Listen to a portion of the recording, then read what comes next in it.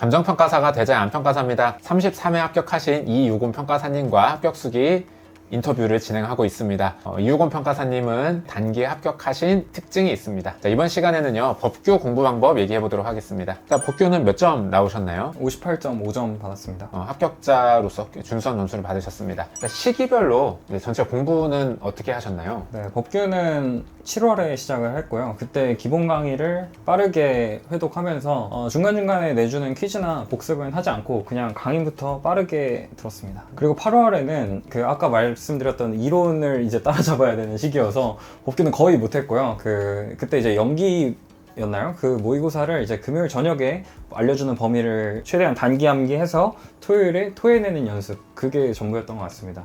그러면 7월에 강의 듣고 8월에는 일주일에 한 번씩 단기 암기 바짝 하고, 네. 그러면 9월, 10월에는 어떻게 공부하셨나요? 네, 그때는 기본 강의가 끝나고 이제 단과를 들을 시점이어서 커리큘럼 따라가면서 이제 서브 작성을 좀 시작을 했고요. 이론이랑 다르게 앞부분부터 하나하나 적는 게 아니라 그 주 GS에 나온 것들부터 작성하는 식으로 했습니다. 그리고 중요한 건 이때도 암기를 전혀 하지 않고, 암기는 1차 끝나고 하기 위해서 그때는 준비하는 기간이라고 생각을 했습니다. 물론 제가 아까 GS는 계속 참여했다고 했기 때문에 금요일 저녁에 알려주는 범위를 외우는 건 암기를 했지만, 그거를 뭐 나중까지 기억하기 위해서가 아니라 최소한의 잔상을 남기기 위해서, 답안 연습을 하기 위해서 조금씩은 그 GS를 위한 암기만 했습니다. 암기의 비중은 이제 거의 없었지만, 목차를 잡으려면 내용이 뭐가 있는지는 대충 알고 있어야 잡으니까 그 정도 수준이었다. 알겠습니다. 그러면은 그냥 서브 만들었다. 네, 맞습니다. 알겠습니다. 자, 그럼 11월과 1월은 어떻게 공부하셨나요? 네, 11월, 1월에도 계속 그 주 GS에 나온 걸 서브에 추가했지만, 이때 조금 달라졌던 거는 이때 문풀이 본격적으로 들어가는 시기라고 생각을 해서요. 그래서 사례집을 보면서 목차를 뽑는 연습을 정말 많이 했던 것 같습니다. 그래서 문제를 보고 이게 논점이 뭔지, 만약에 논점이 2개 들어가는 거라면 각각 몇 문단씩 쓸 건지, 그리고 그걸 강사님 예시답안이랑 비교해보고 그 논점 뽑기 연습을 많이 했던 것 같습니다.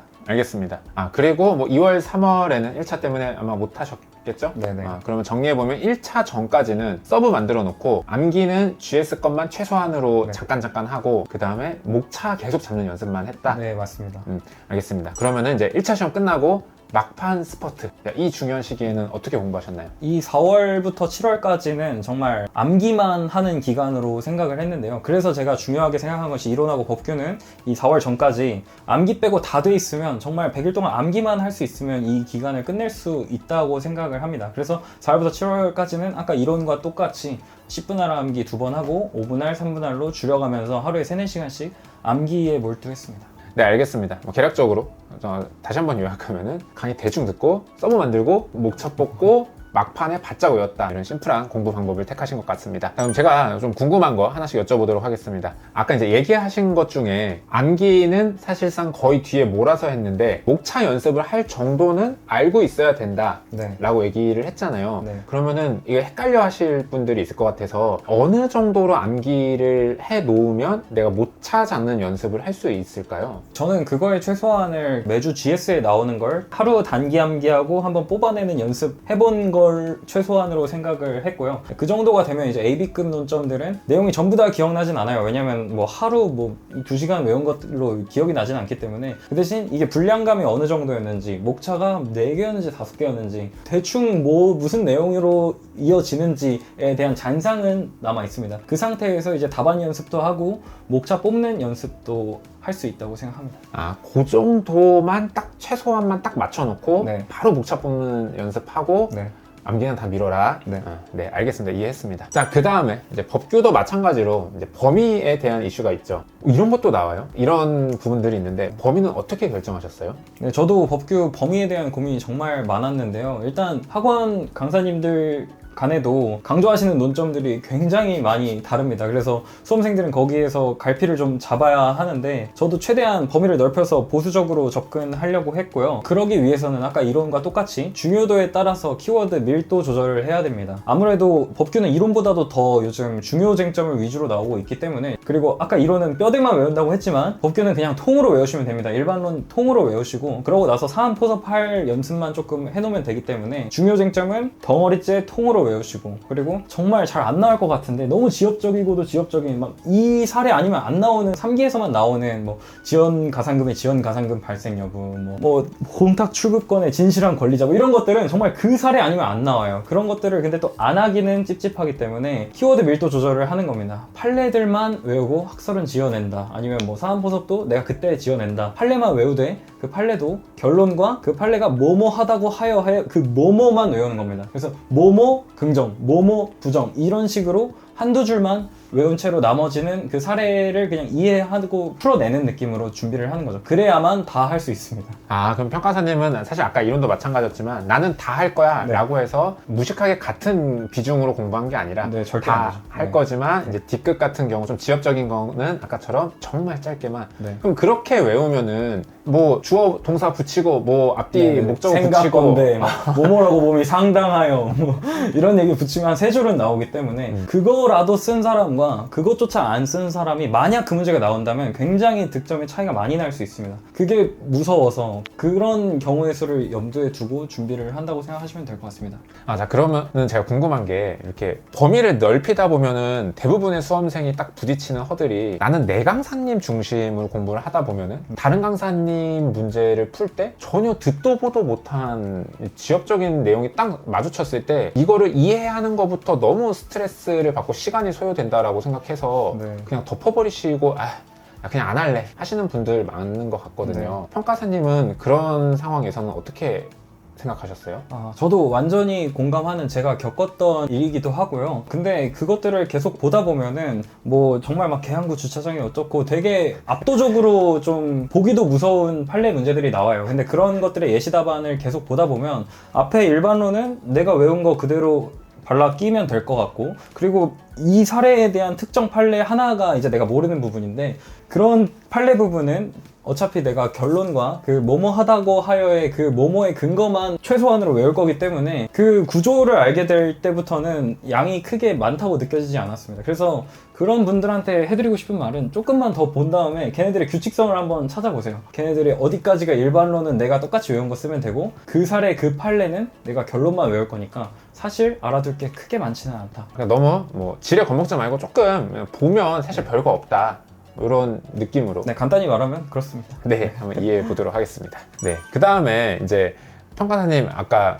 범위 얘기하실 때 D급 같은 경우는 진짜 결론이랑 이렇게 어절 하나만 암기하셨다 그랬잖아요. 그럼 또 이제 많은 분들이 판례도 이렇게 그냥 대충 지었어도 되나요? 판례는 그대로 써야 되는 거 아닌가요? 이런 분들이 있거든요. 네. 어떻게 생각하세요? 이것도 강사님이나 합격생들마다도 하는 얘기가 조금씩 다른 걸로 알고 있습니다. 저도 물론 2어절 정도 외워서 지어 쓰는 것보다는 통으로 외우는 게 당연히 보기도 좋고 득점도 잘 할 수 있다고 생각을 하는데요. 다만 많은 분들이 통째로 외워지지 않은 이상 답안을 못 쓰는 단계에 정체되어 있는 걸 너무 많이 봤기 때문에 일단은 2개만 외워서 좀 내가 대법관이 됐다고 생각을 하고 한번 써보시다가 그때부터 이제 키워드를 좀 더 넓혀서 엄밀하게 암기하는 연습을 하는 게 저는 좀 더 유리하다고 생각을 합니다. 그리고 그렇게 하는 연습을 해야 아까 범위를 넓혀서도 다른 강사님 답안을 보고서도 흡수할 수가 있어요. 알겠습니다. 너무 막 완벽하게 못 외웠다고 못 쓰는 것쯤 네네. 좀 안 했으면 좋겠다. 네. 저도 공감합니다.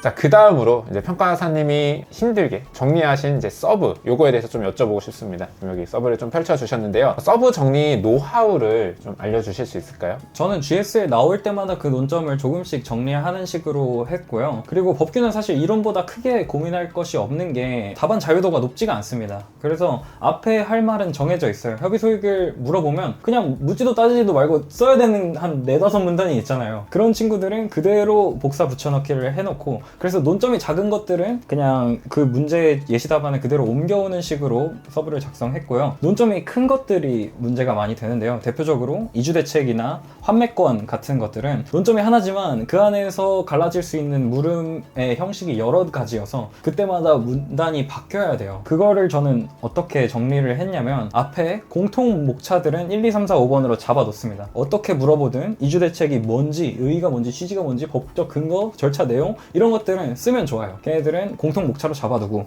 그런데 이주 대책은 한 4가지 물음 유형으로 물어볼 수가 있는데요. 그런 것들을 이제 공통 목차 뒤에 순서대로 배치를 하는 겁니다. 대상자 판단을 물어보는 건지, 아니면 시기별 권리구제 방법을 물어보는 건지, 아니면 거부 부작위의 권리구제 수단을 물어보는 건지에 따라서 목차가 달라져야 되기 때문에 앞에 공통 목차를 세워두고, 그 다음에 케이스 1은 6, 7, 8, 9, 10 문단으로, 그리고 케이스 2는 11, 12, 13, 14, 15로 잡아두고, 케이스 3는 그 다음으로 잡아둔 다음에 케이스 2로 물어보면 1, 2, 3, 4, 5, 11, 12, 13, 14 이런 식으로, 케이스 3를 물어보면 1, 2, 3, 4, 5, 15, 16, 17, 18 이런 식으로 한 논점 안에 물어보되 목차 알고리즘을 나눠 놔야지 고민 없이 쓸 수 있습니다. 물론 전 내용을 정확히 이해하고 계시면은 물어볼 때마다 내가 그럼 요건 필요하겠네, 권리구제 수단 필요하겠네 생각을 하면서 쓸 수야 있겠지만, 시험장에서는 생각을 할 수가 없어요. 그냥 준비된 그대로 토해내야 됩니다. 그렇기 때문에 목차 알고리즘을 큰 논점에서는 꼭 써야 한다고 생각을 하고, 그게 저한테는 지금 떠오르는 건 이주대책, 환매권, 행정법에서는 구관, 뭐 이런 것들일 것 같습니다. 알겠습니다. 논점이 작은 거는 뭐 그냥 적당히 편하게 그대로 어렵지 않게 하시고, 논점이 큰 것들은 아까 이렇게 얘기하게 케이스별로 이렇게 알고리즘 쓸지 말지도 결정이 돼 있어야 된다. 맞습니다. 시험장에서 고민할 수 없어요. 네, 알겠습니다. 시험장에서 고민할 수 없다는 게 되게 무섭게 들리는군요. 자, 그 다음으로 이 서브 있어서 좀 여쭤보고 싶습니다. 예를 들면은 여기 이제 중요도를 표시해 놓으셨어요. 네. 자, 중요도 같은 경우는 어떤 기준으로 잡으셨어요? 이건 역시 여러 GS를 봤기 때문에 GS에 반복적으로 나온 것들 위주로 했고요. 그리고 뭐 제가 뭐 한우 등급 매기듯이 AAA, 뭐 AA, 뭐 A, B, 뭐 C 이렇게 나눠 놓은 거는 강사님들마다 논점별로 그 등급 나눠 놓으신 게 있어요. 그래서 그것들 보고 제가 다시 한번 종합을 했습니다. A 강사, B 강사, C 강사님이 셋 다 A라고 하면은 AAA고 한 명은 B라고 했으면 AA 뭐 이런 식으로 저는 그 논점별 중요도 표시된 것들을 다시 한번 종합해서 저만의 중요도를 좀 종합했던 것 같습니다. 알겠습니다. 그 다음에 대상자 수립 기준, 요거는 뭘 써두신 거예요?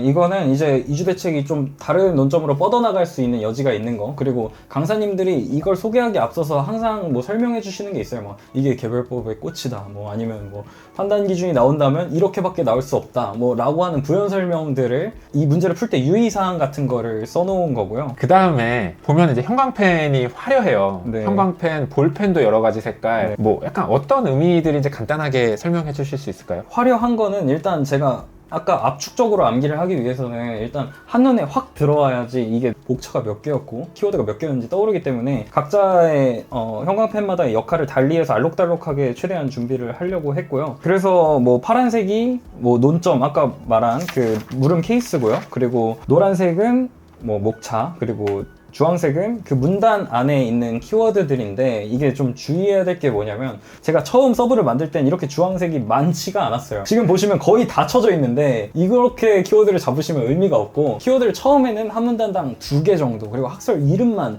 써놓으면서 했다가, 제가 이제 시험 한 달 전에도 보고 2주 전에도 봤잖아요. 그때 이제 넌 이거 말고도 더 외울 거야, 더 외울 거야, 더 외울 거야 하면서 키워드가 거의 늘어나서 마지막에는 거의 모든 것들을 칠하게 되는, 처음부터 이걸 다 칠한 건 아닙니다. 처음보다 한 3배 이상 늘어난 거라고 보시면 좋을 것 같아요. 네, 좋은 얘기인 것 같습니다. 네, 그리고 초록색 동그라미는 뭐 2문자, 그리고 파란색은 그 문단 안에 전체 내용을 서머리하는 겁니다. 알겠습니다. 굉장히 체계적으로 정리를 잘 하신 것 같습니다.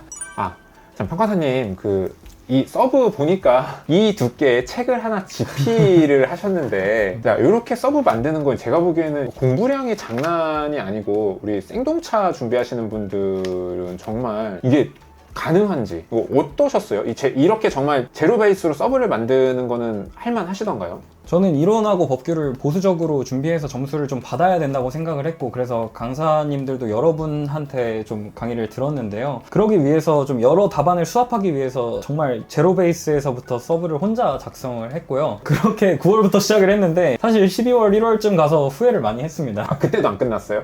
네, 계속 그 주에 나온 GS를 이제 계속 쓰는 형식이었으니까 뭐 몇 주 동안 계속 만들진 않았고 매주 조금씩 만들었는데, 계속 답안이 달라지고 수정하고 뭐 안 된 논점 또 레이아웃 추가하고 하는 과정들이 생각도 많이 들 것 같지만 정말 오래 걸립니다. 그래서 제가 만약에 다시 돌아간다면, 그리고 다른 수험생들한테 조언을 한다면 제로 베이스 서브는 사실 많이 권하지는 않습니다. 그래서 좀 정리가 잘 돼 있는 뭐 합격자의 서브나 아니면 강사님들의 요약집을 기준으로 좀 다른 논점이나 다른 좋은 문구가 있으면 추가해 나가시는 방법으로 하시는 게 좋을 것 같습니다. 왜냐면 법규 이해가 정말 완전하지 않은 이상 계속 바꿔야 돼요. 정말 중요한 게 뭔지 목차든 키워드든 계속 바꿔가야 되기 때문에 그 과정은 좀 별로 권하지는 않습니다. 저는 법규를 정말 많은 시간을 투입했고 공부량도 많은 편이었으니까 어떻게든 끝내기는 했습니다만 별로 추천하지는 않는 방법입니다.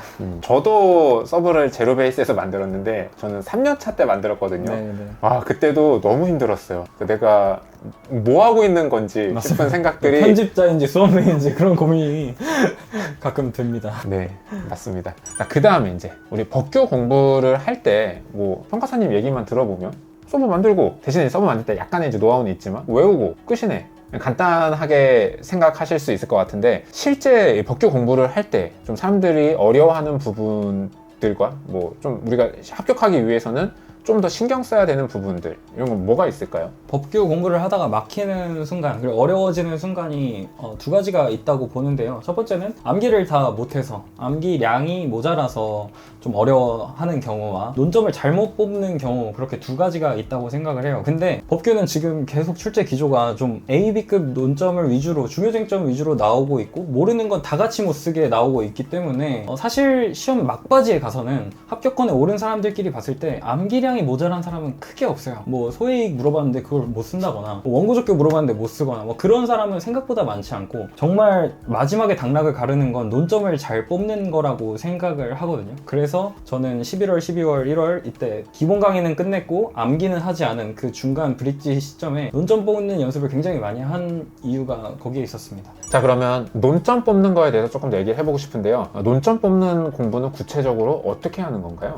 네, 강사님의 단과를 들을 때 보통 사례집, 문풀 뭐 이런 강의가 11월, 12월쯤에 열리는 걸로 알고 있어요. 그때 강의를 들으면서 저는 뭐 혼자 공부하는 걸 별로 좋아하진 않아서 강의를 멈춰놓고 목차를 먼저 다 뽑아보고, 그 다음에 이제 강사님이 본인의 목차와 왜 그렇게 뽑았는지를 설명해 주시면서 비교해보는 식으로 계속 그렇게 논점을 뽑아내는 연습을 많이 했습니다. 그리고 특히 한 문제 안에 논점이 2개 이상인 경우에 그럴 때 배점 조절을 어떻게 할 건지, 예를 들어서 이유제시 하자로 인한 선결 문제 위법이 문제가 될 때 이유제시도 써야 되고 선결 문제도 한 문제 안에 써야 돼요. 거기에 이유제시는 몇 문단을 쓸 건지, 그리고 선결 문제와 어떻게 엮어서 선결 문제는 남은 배점에 몇 문단을 쓸 건지를 연습하는 것 과정이 꼭 필요하다고 생각합니다. 정말 마지막에 당락을 가르는 게 그거라고 생각을 하고, 그게 암기 전에 이루어져야 되는 과정이라고 생각해요. 좀 궁금한 게 생겼는데, 목차 잡는 거는 사실 알겠어요. 목차 잡고 뭐 강사님의 설명과 나의 설명을 비교해보면서 교정을 해나가면 되는데, 이제 그 논점이 이제 2-3개씩 있을 때 네네. 비중을 결정할 때 어떤 것들이 비중을 결정하는 힌트가 되나요? 일단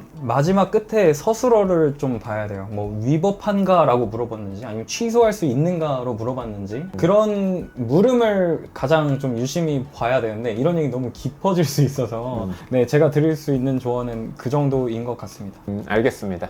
자, 그 다음에 또 법규에서 좀 중요한 것들이 있을까요? 아까 2개가 다 된 분들에 한정해서는 목차 뽑을 때 같이 하면 좋은데요. 사안 포섭을 잘 하면 그 서브식 답안과 내가 법리적 해결을 유기적으로 해나가는 답안이 좀 거기서 변별력이 있다고 생각을 해서, 목차 뽑기 할 때 좀 더 욕심을 부린다면 이 사안의 사실관계를 내 논점, 이 법리적인 단어들과 어떻게 엮어서 최대한 풍성하게 사안 포섭을 할 수 있는지, 그거를 연습하시면 좋을 것 같습니다. 알겠습니다. 사안 포섭을 잘하기 위해서는 노하우가 있을까요? 저는 최대한 문제를 읽었다는 느낌을 주기 위해서 사안에서 뭐 갑이 뭐 막 성실하게 근무를 했는지, 아니면 뭐 그런 사실관계들을 최대한 법리 그 포섭 단원에서 엮어 쓰려고 문제에 있는 것들을 일단 베껴 쓴다는 연습부터 시작을 하시면은 엮어지는 데 도움이 될 거라고 생각을 합니다. 네, 알겠습니다. 자, 이렇게 법규에서 중요한 포인트도 찝어주셨습니다. 네, 그 다음으로는 이제 많은 수험생들이 보시는 법점, 평가사님은 법전 어떻게 활용하셨어요? 근데 저는 법전이 가독성도 별로 없고 그리고 답안 분량으로 줄여져 있지도 않아서 수험 기간 내내 거의 안 봤는데요. 이것도 합격자나 강사님들 사이에서 많이 좀 취향이 갈리는 문제인 걸로 알고 있어요. 근데 저는 서브가 더 외우기도 편해서 거의 수험 기간 내내 서브만 보다가 제가 조문 번호를 잘 못 외우더라고요. 그 법전으로 공부하신 분들에 비해서. 그래서 시험 한 두세 달 전에 조문 번호를 외우려고 좀 법전을 봤고, 그리고 토지보상법처럼 좀 호흡이 긴 법에서는 다시 그 법전의 순서로 한번 쭉 읽어보는 게 다각적으로 이해하는데 도움은 됐던 것 같습니다. 그래서 조문 번호 외우는데 쓰는 거, 그리고 한 번 더 쭉 스토리라인을 읽어보는 거에서 도움을 받고 나머지는 거의 안 받습니다. 제가 보기에도 만약에 법규를 정말 좀 준비를 많이 하겠다 아니면은 요즘은 서브들이 워낙 잘 돼 있기도 해서 법전 중요도가 예전만큼은 아닐 수도 있겠다라는 생각도 조금은 듭니다. 그리고 평가님 지금 얘기를 듣다 보니까 이론도 서브 만들어서 암기하셨고 법규도 서브 만들어서 암기하셨는데 이게 좀 어떤 비슷하다고 보면 되나요? 이론하고 법규의 차이점은 제가 생각하기에는 이론은 뼈대만 남겨서 계속 애드리브를 해야 되지만 법규는 앞에 통으로 할 말이 고정돼 있다라는 게 가장 다른 것 같아요. 그래서 이론보다 사실 고민할 게 좀 없었고 대신 암기의 비중이 좀 더 높다는 점, 그리고 문제가 좀 정형화돼 있습니다. 아까 큰 논점에서는 여러 갈래로 나뉠 수 있다고는 했지만 이론은 정말 그게 무궁무진하고 법규는 제일 많아야 한 3개에서 4개 정도로 질문 형식이 고정돼 있습니다. 그래서 그거에 대한 목차 알고리즘만 좀 짜여져 있다면 사실 사안포섭을 제외하고는 애드리브를 할 여지가 없다는 게 이론과의 좀 큰 차이점이라고 생각합니다. 그렇군요. 자, 그럼 마지막으로 법규 공부하시는 수험생 분들에게 이것만은 좀 얘기해드리고 싶다 하는 거 정리해 주시면 좋겠습니다. 법규가 물론 암기가 중요한 과목이고 그걸 많은 분들이 알고 있다는 건 알지만 그만큼 사실 마지막에 당락을 가르는 거는 암기보다는 목차를 잘못 뽑냐 잘 뽑냐라고 생각을 하거든요. 그래서 암기를 하기 전에 목차를 제대로 뽑는 연습, 그리고 배점 조절하는 연습을 하시는 걸 꼭 권해드리고, 덜 외웠더라도 일단 통으로 외우지 않으면 나 GS 안 가 이러지 마시고 키워드를 한 2개만 외워서 지어 써보는 연습을 그 중간 스텝으로 한번 꾸준히 연습을 해보시면은 그 브리타 논점을 좀 방어적으로 커버하기에도 유리하지 않을까 생각합니다. 네, 알겠습니다. 이유곤 평가사님과 법규 공부 방법 얘기는 여기까지 하고요. 잠시 쉬었다가 실제 시험장에서 어떻게 판단하셨는지 얘기 들어보도록 하겠습니다.